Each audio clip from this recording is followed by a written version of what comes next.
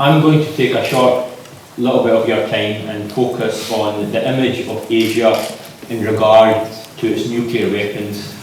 And I feel that's very appropriate considering I'm sitting here between two models of the first two atomic bombs ever created. And I'd like to focus particularly on the issue of Pakistan and India. So when it comes to the image of Asia and nuclear weapons, the image is actually quite mixed. And there's no surprise to that because Asia is not a monolithic entity. Southeast Asia correctly identifies itself as being anti-nuclear weapons. And indeed, many of the countries have actually committed to the Southeast Asian nuclear weapons-free zone.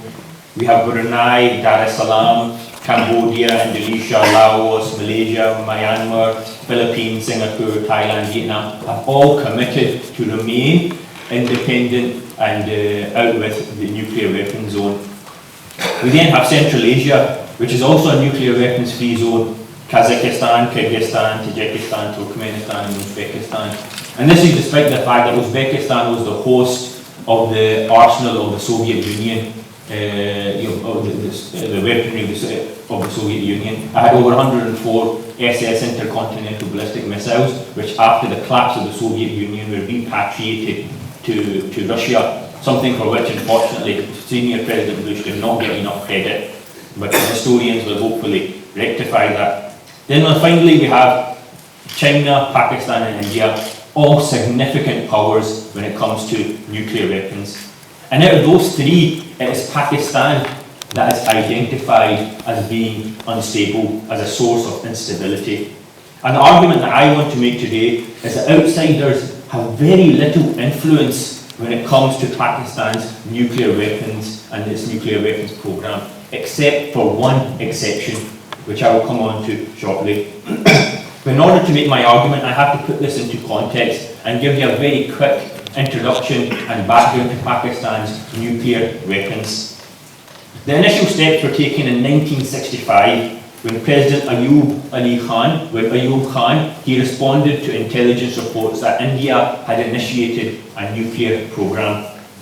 But serious progress was not made until 1971 when East Pakistan gained its independence and became Bangladesh.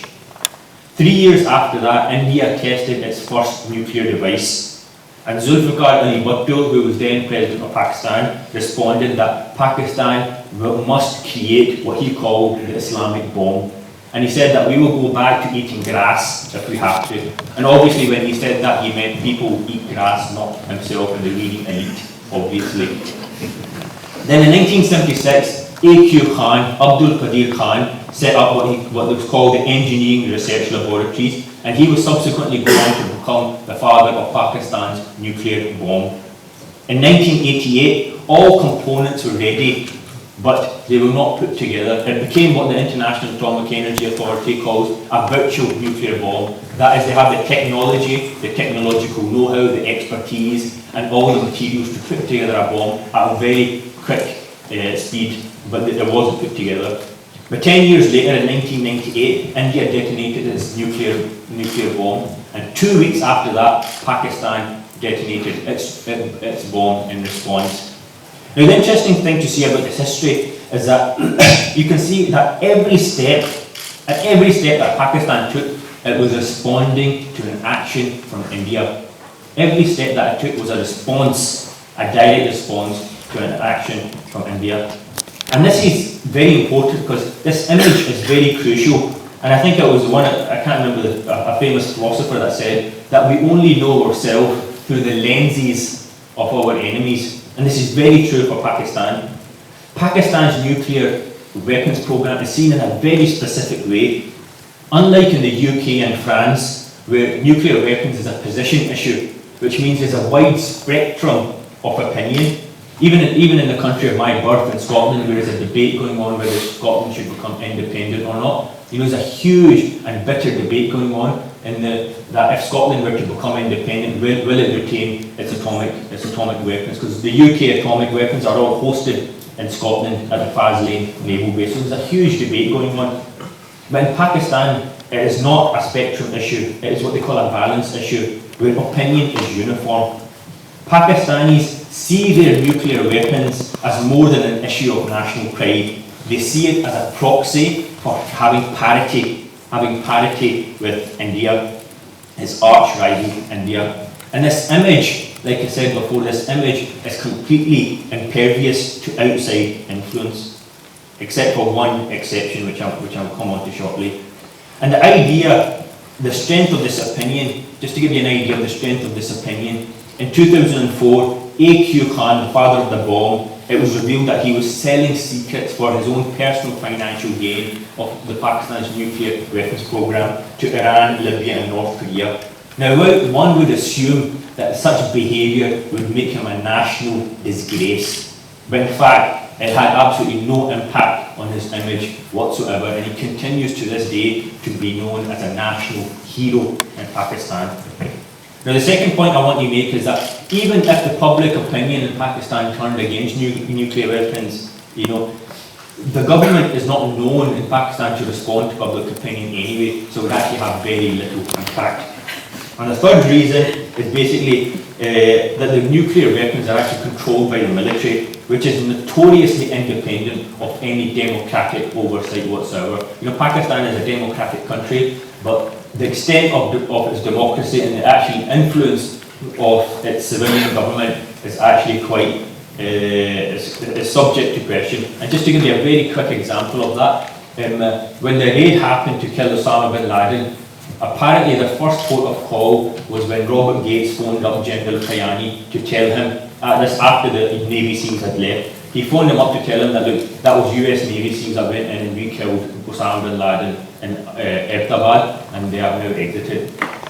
3-4 hours later, President Obama calls President Zardari to tell him the same thing.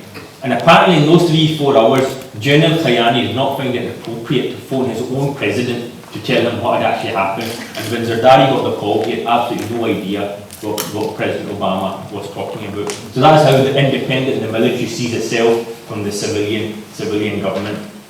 Now, all these aspects are deeply rooted in the image of Pakistan and it has for its country. And this is a real problem, because President Obama is on record as saying that the single biggest issue of national security, the single biggest national security concern that he has is the disintegration of Pakistan and the setting off a scramble for Pakistan's nuclear weapons. Now, here's the President of the United States telling you that the single biggest national security threat that he has is a scramble for Pakistan's nuclear weapons after the country disintegrates. But having said all that, I don't think the long-term prognosis for nuclear weapons is entirely, to have a nuclear weapons free zone in Asia is entirely bleak. It is a real possibility that a rising India will see a peaceful coexistence with Pakistan in a very Cold War kind of fashion as a resolution between in terms of arms reduction between the two countries. India now sees itself on a parity with China and is lobbying very hard for a permanent seat in the Security Council and is not really interested in Pakistan and war with Pakistan. So in other words, the only country I believe to influence Pakistan is actually India itself.